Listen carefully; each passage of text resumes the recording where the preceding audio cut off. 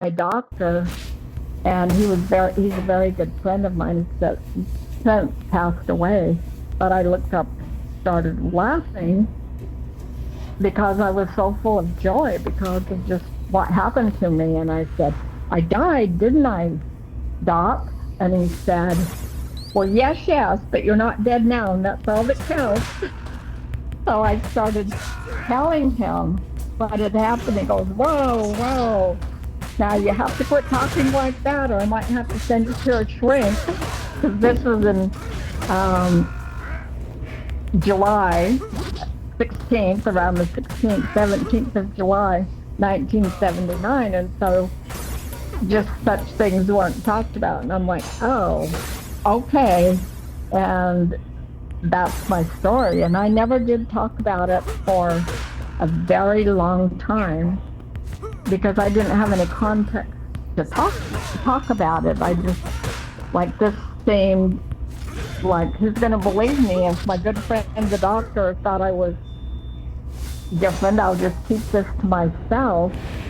And then in 1983, I was in a bookstore, and my maiden name is Moody, and my husband and I were going on a trip. This was 4 years later, and I saw a book written by a Moody, so I picked it up, and it was Life After Life. And it just was a godsend to me because reading that, I realized I wasn't alone, and I wasn't the only person this happened to. And then right after that, my husband was in a fatal accident in our little town of Delta, Utah, and died from head injury. And when I came back, like I say, in my near death, the Savior said to me, my husband wouldn't be there to raise my baby. And it was just, this accident was a few days after he turned 4. But what I really thought, my husband was a pharmacist, and we owned our own drugstore, and he worked 6 days a week. So I just thought that he wouldn't be the influential person in his life. I didn't really realize he wouldn't be there. And he really wasn't there. My husband died, and then it just became me and my son. And that's my story. During your life review, do you feel like it was you judging yourself, or do you feel like Jesus judged you as well? No, I judged myself. There was zero judgment, only from me. And I was ashamed of things I had said, done, people I had hurt. I realized that.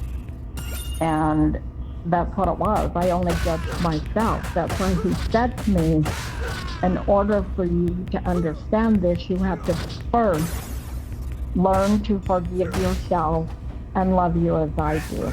And I felt like it was almost like I was an infant, a little child. And when you do something naughty when you're a little child, people laugh and go, oh my gosh. And that's kind of what it felt like, that I was an infant.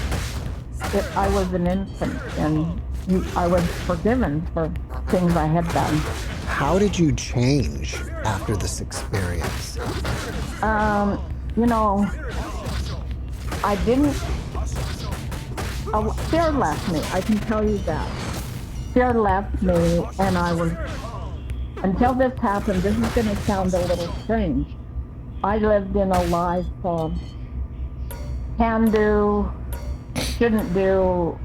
I was way judgmental of people and things, and that left. I wasn't so harsh on other people and so harsh on myself. I had a great, it changed me, changed my personality to the, not personality, but I felt free. Let's put it that way. And if you have no fear of dying, which deep inside of us I think we all kind of do, that's extremely liberating because there is no end, ever. Do you feel like any of these experiences changed your thoughts on your religion? It changed my thoughts in that when I saw my baby was going to be raised different than my children, I was told not that there was any judgment on that, but my son had chosen to be raised in the religion I had been raised in, and not the religion of my in-laws. And there wasn't any judgment on that. He just said he chose to be raised like you.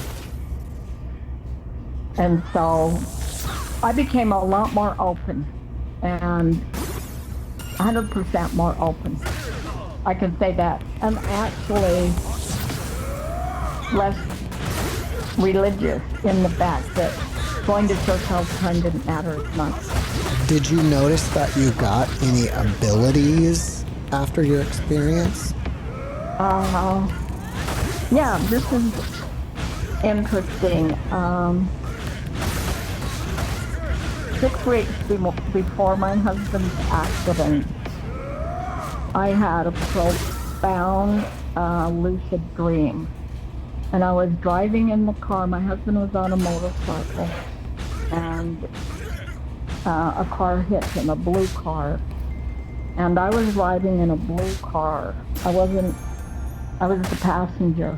And the lady driving the car, I knew in this lucid dream